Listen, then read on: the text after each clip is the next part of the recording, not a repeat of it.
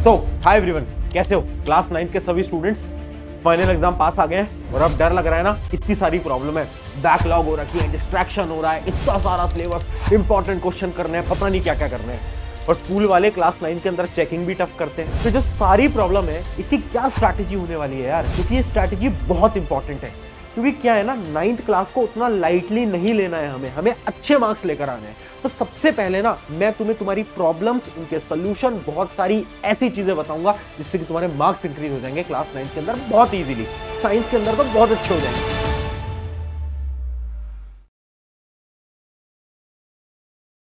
देखो, सबसे पहली चीज, अभी प्रॉब्लम क्या हो रही है, बहुत सारे बच्चे हैं, उनके साथ प्रॉब्लम ये हो रही है ना कि उनकी एक तो बहुत सारी बैकलॉग यानी बहुत ऐसे चैप्टर हैं जो उन्होंने पढ़े ही नहीं है, देखी नहीं है ना। ग्रेविटेशन याद आ रहा है, एक ऐसा चैप्टर है जो तुमने नहीं पढ़ा है अभी तक। हाँ, स्ट्रक्चर ऑफ एटम, जो बहुत टफ चैप्टर है, पढ़ ही नहीं पा रहे हैं।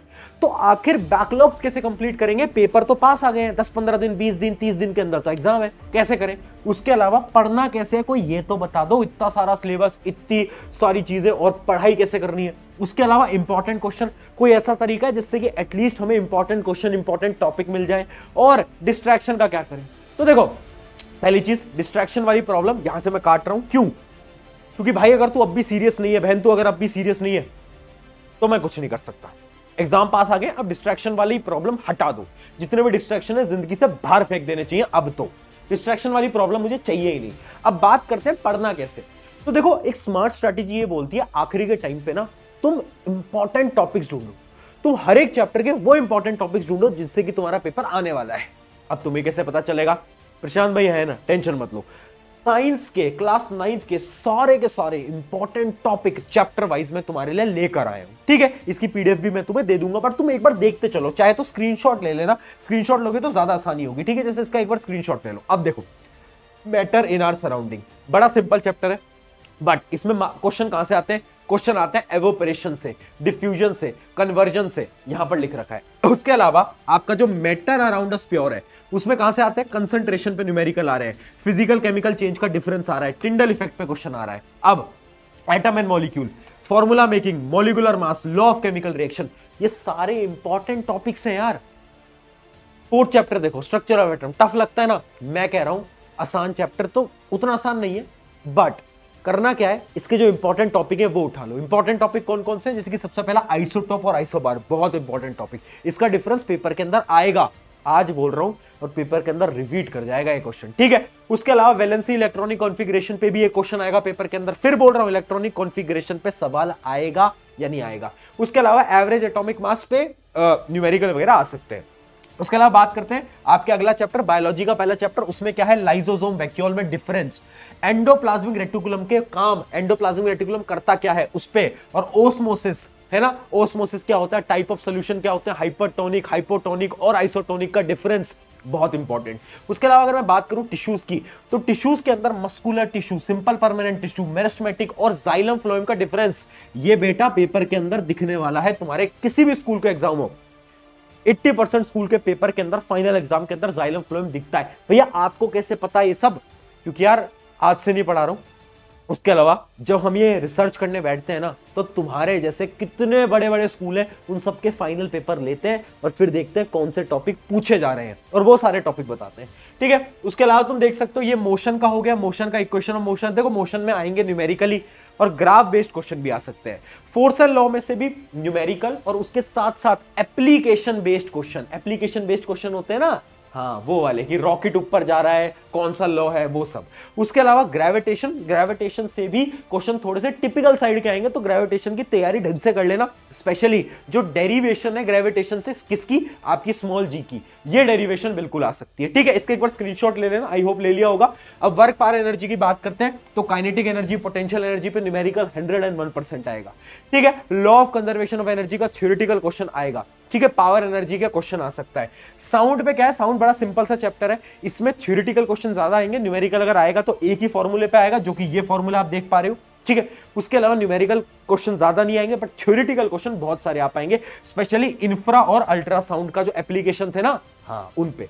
फिर आ जाता है इंप्रूवमेंट इन फूड रिसोर्स, सबसे आसान चैप्टर, बट थ्योरेटिकली बहुत ज्यादा मुश्किल चैप्टर है। मुझे पता है याद नहीं कर पा रहे हो ना, क्या करो, मैक्रो और माइक्रो न्यूट्रिएंट्स का डिफरेंस याद कर लेना, पोल्ट्री फार्मिंग पूरी पढ़ लेना, पोल्ट्री फार्मिंग के जितने भी एग्जांपल्स हैं सब याद कर लेना, और बी कीपिंग भी ध्यान से पढ़ लेना। बस इतना कर लो, है ना, इतना कर लोगे, एक दो क्वेश्चन तो फंस ही जाएंगे।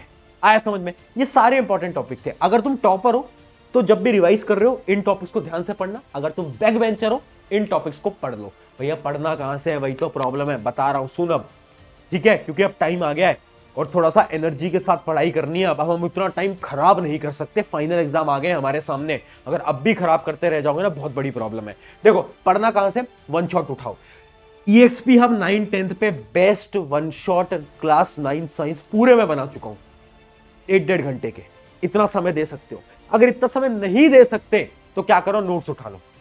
भैया नोट्स कहाँ मिलेंगे, मैंने नोट्स भी बना रखे हैं, ठीक है, यहां पर मैं लिंक भी दे दूंगा डिस्क्रिप्शन के अंदर नोट्स की। ये नोट्स मैंने पूरे के पूरे डिटेल नोट्स, शॉर्ट नोट्स, हर एक चैप्टर आपको अराउंड 8-9 पेजेस के अंदर या फिर 7 पेजेस के अंदर पूरा का पूरा एक चैप्टर आपको देखने को मिलेगा।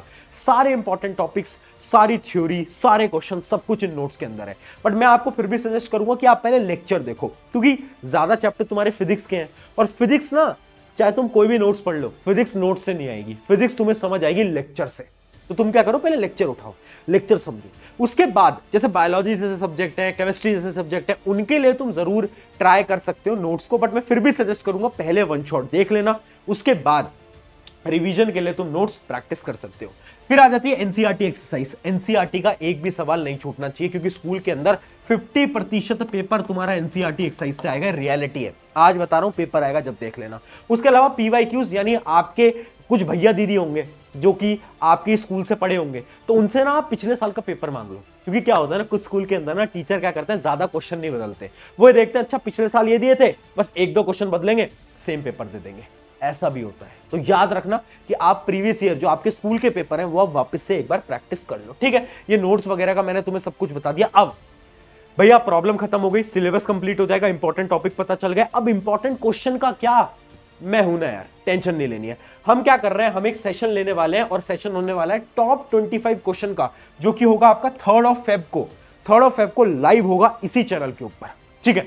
उसके अंदर हम 25 इंपॉर्टेंट क्वेश्चन पूरी क्लास 9 साइंस के, है ना, सारे क्वेश्चन 25 वो इंपॉर्टेंट क्वेश्चन जो कि बोर्ड में आ सकते हैं, वो कर लेंगे पूरे के पूरे। तो तब तक आप रिवाइज करके आना, वहां से आपकी इंपॉर्टेंट क्वेश्चन की पूरी प्रैक्टिस हो जाएगी, इसी चैनल पे लाइव है, ठीक है। और देखो यार, अभी तक तुम्हारा साथ दिया ना, 9 तो अच्छी बनाएंगे ही, बट साथ साथ में जो 10th है ना, उसको तो बहुत बेहतरीन बनाएंगे, क्योंकि 10th में तुम्हें पता ही है यार, आराम बैच आएगा, क्लास 10th का वो बैच जिससे कि बच्चे पढ़ के बहुत अच्छी परसेंटेज लेकर आते हैं, वो बैच आने वाला है ना। तो अभी आप 9th में अच्छे स्कोर लाओ, 10th में मैं हूं, 10th में मैं तुम्हारे साथ खड़ा हूं, शुरू से लेकर एंड तक, टेंशन नहीं लेनी है तुम्हें, मैं खड़ा हूं तुम्हारे साथ, पढ़ाऊंगा साइंस, ऐसी पढ़ाऊंगा कि मजा आ जाएगा। 9th में भी पढ़ाई रखी है वैसे। अब बात करते हैं रिवीजन कैसे करना है।